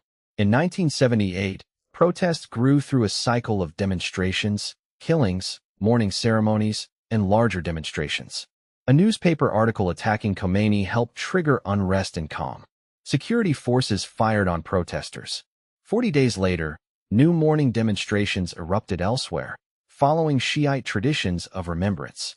Each funeral produced another protest. Each crackdown produced more funerals. In August, hundreds died in the Cinema Rex fire in Abadan. Responsibility remained disputed, but many blamed the government, intensifying fury. In September, troops opened fire on demonstrators in Tehran on a day remembered as Black Friday. The state still possessed tanks, aircraft, police, and one of the region's strongest armies. But it was losing something more important: the willingness of society to obey. Strikes spread, including through the oil industry. Government revenue weakened. Millions joined religious processions that became demonstrations against the monarchy. The Shah appeared on television and said he had heard the voice of the revolution. It was too late. In January 1979, he left Iran. Officially, it was a temporary departure. He never returned. 2 weeks later, Khomeini arrived from exile. Enormous crowds filled the streets. The image was unforgettable: an elderly cleric descending from an aircraft into a country whose monarchy had spent decades trying to push religious authority to the margins. The old order collapsed within days. But revolutions are most dangerous after they win. For then, the people who stood together against one enemy must decide who will rule. And in Iran, that decision would not be peaceful. The monarchy fell in February 1979, but the revolution remained a coalition without a settled destination. A provisional government led by Mehdi Bazargan hoped to build a constitutional system with Islamic character. Leftist organizations expected workers and revolutionary committees to reshape society. Secular nationalists believed the end of royal dictatorship might restore the promise interrupted in 1953. Ethnic movements sought autonomy or greater rights. Religious radicals wanted institutions governed directly by Islamic law. Khomeini and his allies moved faster than their rivals. A referendum asked voters to approve an Islamic republic. The proposal won overwhelming official support, though the choice offered no detailed alternative. A new constitution created elected institutions, including a president and parliament, but placed them beneath the authority of a supreme leader and unelected religious bodies. The system was neither a simple dictatorship nor a liberal democracy. It combined mass elections with clerical supervision, popular participation with restricted choice, Republican language with revolutionary religious authority. This structure would produce constant tension within the state itself. Revolutionary courts tried former officials. Some were executed after rapid proceedings. Committees and militias enforced the new order. Newspapers closed. Political rivals were pushed out, arrested, or driven underground. Women who had marched against the Shah soon faced compulsory veiling and new legal restrictions, though they continued to work, study, organize, and resist in ways that would shape the country for decades. The revolution promised independence from foreign control. Then a crisis turned that promise into confrontation. In November 1979, radical students seized the United States Embassy in Tehran and took American diplomats and staff hostage. They feared the Shah, then receiving medical treatment in the United States, might be restored through another operation like the coup of 1953. The embassy became, in revolutionary language, a den of spies. The hostages remained captive for 444 days. Night after night, their images appeared on American television. The crisis humiliated President Jimmy Carter, destroyed possibilities for early reconciliation, and fixed Iran in the American imagination as a permanent enemy. Inside Iran, it strengthened the radicals. Bazargan's provisional government resigned. Moderates lost influence. Documents taken from the embassy were published to expose foreign contacts, sometimes placing Iranian political figures under suspicion. The hostage crisis was not simply an eruption of anger. It became a tool in the struggle over the revolution's future. Then, while Iran's military was weakened by purges and political upheaval, Saddam Hussein made his move. In September 1980, Iraq invaded Iran. Saddam expected a quick victory. He wanted control over disputed waterways and border regions, feared the spread of Iran's revolution, and believed the new Islamic Republic was too divided to resist. Iraqi forces crossed the frontier. Khorramshahr became a battlefield of shattered buildings and close combat. The city's defenders resisted for weeks before being overwhelmed. It became known in Iran as the City of Blood. The invasion did what internal repression alone could not do. It rallied much of the country around defense. Iranians who disagreed bitterly about the revolution still opposed foreign occupation. The regular army, the newly created Islamic Revolutionary Guard Corps, local volunteers, and the Basij mobilized. Young men went to the front. Families donated supplies. Religious imagery of sacrifice and martyrdom filled public life. By 1982, Iranian forces had recovered much of the lost territory and retaken Khorramshahr. At that moment, Iran faced a choice. It could accept a ceasefire with its land largely restored, or it could carry the war into Iraq and seek to punish Saddam or remove his regime. Iran continued. The decision transformed a war of defense into a longer and far more costly struggle. For 6 more years, offensives crossed marshes, minefields, deserts, and fortified lines. Iranian units sometimes relied on mass infantry attacks under terrible conditions, though the common image of entirely untrained human waves oversimplifies a conflict that also involved careful planning, artillery, armor, and infiltration. Iraq used chemical weapons against Iranian troops and civilians, as well as against Iraqi Kurds. Mustard gas and nerve agents burned lungs, blinded soldiers, and left survivors with injuries lasting the rest of their lives. The international response was weak. Many governments feared Iran's revolution more than Saddam's dictatorship. Foreign powers supplied Iraq with money, intelligence, weapons, or political support. The United States moved closer to Baghdad while also becoming entangled in the secret Iran-Contra affair, in which American officials facilitated arms sales to Iran while channeling funds to Contra rebels in Nicaragua. The contradiction was extraordinary. Public enemies traded in secret. In the Persian Gulf, attacks on oil shipping drew outside navies into the conflict. In 1988, the United States Navy accidentally shot down Iran Air Flight 655, killing all 290 people aboard. The United States said the warship had mistaken the civilian aircraft for a hostile fighter. For Iranians, the tragedy became another symbol of lives treated as expendable. By then, both countries were exhausted. Cities had been bombed. Families had lost sons. The economy was strained. Iran accepted a United Nations ceasefire in 1988. Khomeini compared the decision to drinking from a poisoned cup. The war ended without a decisive victor. The border remained largely where it had begun. Hundreds of thousands were dead across both countries, with estimates varying. Saddam had failed to conquer Iran. Iran had failed to overthrow Saddam. The true victory belonged to neither state. It belonged to the graveyards. The war shaped the Islamic Republic permanently. Veterans and Revolutionary Guard commanders gained influence. Martyrdom became central to official memory. Emergency institutions hardened into lasting centers of power. A generation learned to see the country as surrounded by enemies and abandoned by international institutions. That sense of siege was not invented, but it could also be used to silence criticism. In 1989, Khomeini died. Millions filled Tehran's streets for his funeral. In the crush of the crowd, the body nearly fell from its coffin, and the ceremony had to be repeated under greater control. The founder who had dominated the revolution was gone. The system survived. Ali Khamenei, who had served as president, became supreme leader. The constitution was amended, strengthening the presidency and removing the requirement that the supreme leader be the highest-ranking religious authority. Akbar Hashemi Rafsanjani became president and focused on reconstruction. Iran rebuilt roads, factories, power networks, and cities damaged by war. Private wealth expanded for some. The government sought foreign investment while maintaining revolutionary institutions. Population growth, urbanization, and education changed society faster than political leaders could fully control. Women became central to this transformation. Despite legal discrimination and compulsory dress codes, female literacy rose dramatically. Women entered universities in large numbers and became doctors, engineers, lawyers, filmmakers, writers, and activists. Families became smaller. Urban culture grew more complex. The state tried to define the ideal Islamic woman. Iranian women kept redefining themselves.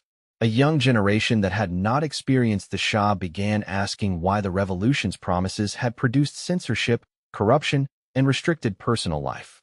In 1997, voters elected Muhammad Khatami, a cleric who spoke of civil society, rule of law, and dialogue among civilizations.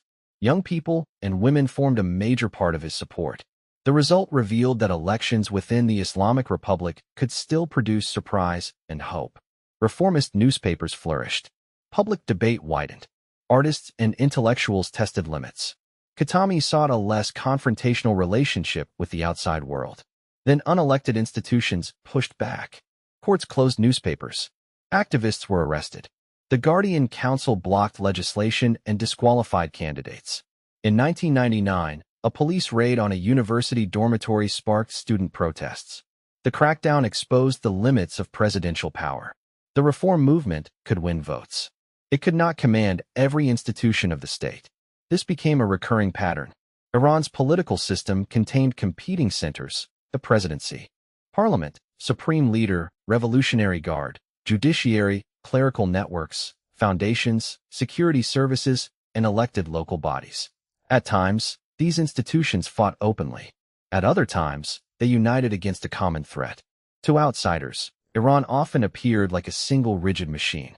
Inside, it was a machine whose gears constantly ground against one another. The nuclear issue brought new pressure. Iran's nuclear program had roots under the Shah, when Western governments supported limited nuclear development. After the revolution, the program slowed and later expanded. Iranian leaders insisted they sought peaceful nuclear energy and scientific independence. Western governments and international inspectors raised concerns that aspects of the program could create a path toward nuclear weapons. For Iran, the issue became tied to sovereignty. Why? Many Iranians asked, should nuclear-armed powers decide which technologies Iran could possess? For Iran's critics, the question was trust. Why should a secretive state with regional ambitions be allowed to approach weapons capability? Negotiations, inspections, threats, and sanctions followed. Under President Mahmoud Ahmadinejad, elected in 2005, confrontation intensified.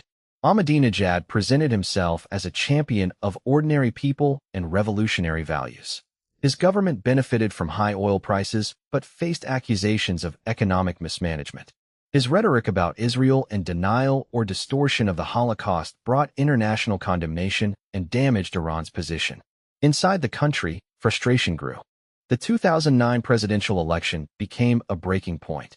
Official results declared Ahmadinejad the winner by a large margin. Supporters of opposition candidates Mir Hossein Mousavi and Mehdi Karoubi believed the vote had been manipulated. Millions joined demonstrations under the color green. "Where's my vote?" they asked. The Green movement filled streets with people who did not necessarily reject the entire Islamic Republic. Many demanded that its own electoral promises be respected. Security forces responded with arrests, beatings, and gunfire. The death of Neda Aga Sultan, captured on video, became a global symbol of the crackdown. Opposition leaders were later placed under house arrest. The demonstrations faded. The anger did not. Sanctions tightened around Iran's banking and oil sectors. Inflation and unemployment hurt ordinary families. Smuggling networks and politically connected organizations often found ways to profit while people with the least power absorbed the cost. Then diplomacy returned. Hassan Rouhani won the presidency in 2013, promising moderation and economic relief. In 2015, Iran and major world powers reached the Joint Comprehensive Plan of Action. Iran accepted limits and monitoring on its nuclear activities in exchange for sanctions relief. Supporters called it a path away from war. Opponents in Iran feared foreign penetration and loss of leverage. Opponents in the United States and Israel argued that the agreement was temporary and failed to address missiles or regional activity. For a brief period, Iran increased oil exports and reopened some international connections. In 2018, the United States withdrew from the agreement under President Donald Trump and restored severe sanctions. Iran gradually reduced its compliance. The chance for trust narrowed again. The cycle was familiar. Negotiation created hope. Politics destroyed it. Pressure produced defiance. Defiance produced more pressure. Meanwhile, Iran's regional influence expanded through alliances and armed groups in Lebanon, Iraq, Syria, Yemen, and elsewhere. Iranian leaders described this network as strategic defense against hostile powers and as support for resistance. Critics described it as destabilizing intervention that prolonged wars and placed other societies under pressure. Both the state and its enemies used the region as a battlefield. Ordinary people paid the price. Inside Iran, protests erupted repeatedly. In 2017 and 2018, demonstrations spread beyond the major middle-class centers, driven by unemployment, prices, corruption, and anger at political elites. In November 2019, a sudden increase in fuel prices triggered unrest across many cities. Authorities shut down much of the internet and used lethal force. The number killed remains disputed, but the crackdown was severe.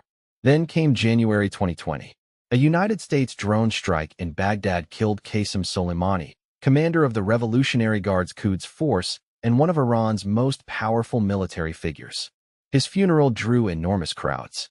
Iran retaliated with missiles against bases housing American troops in Iraq.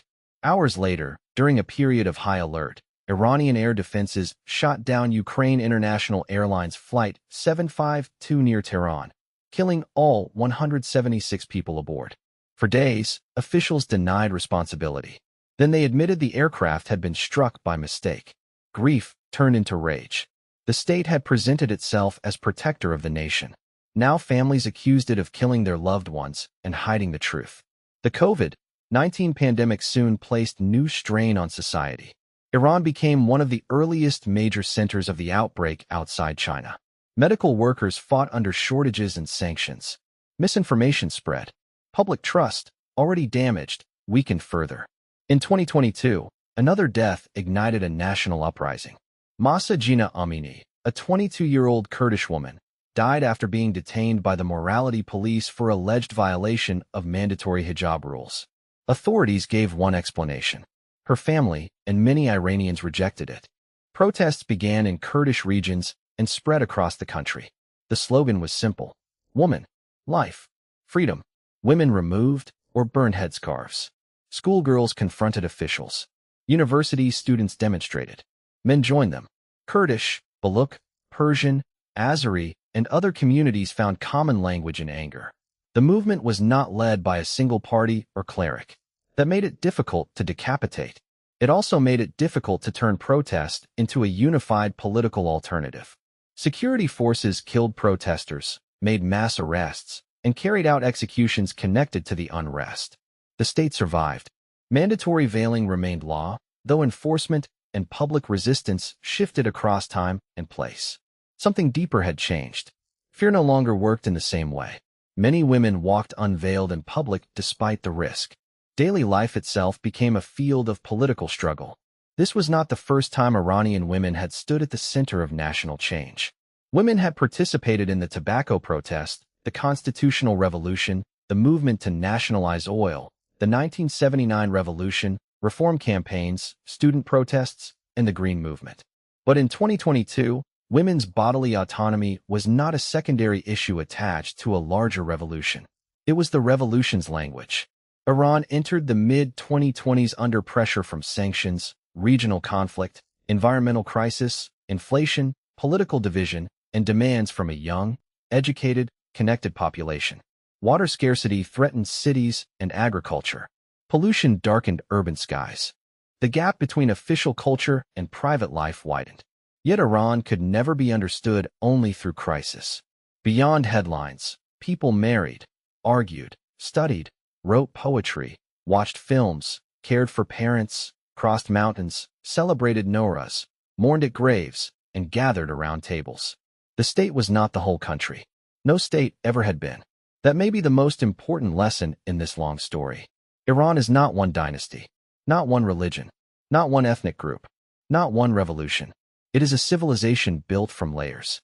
Elamite beneath Persian, Achaemenid beneath Hellenistic, Parthian beneath Sasanian, Zoroastrian memory beneath Islamic faith, Arabic scholarship beside Persian poetry, Turkic dynasties ruling through Iranian institutions, Mongol conquerors transformed by the lands they conquered, Shiite devotion shaped by Arab, Iranian, and Central Asian histories, modern nationalism drawing from Cyrus, Islam, constitutionalism, oil, revolution, and resistance at the same time.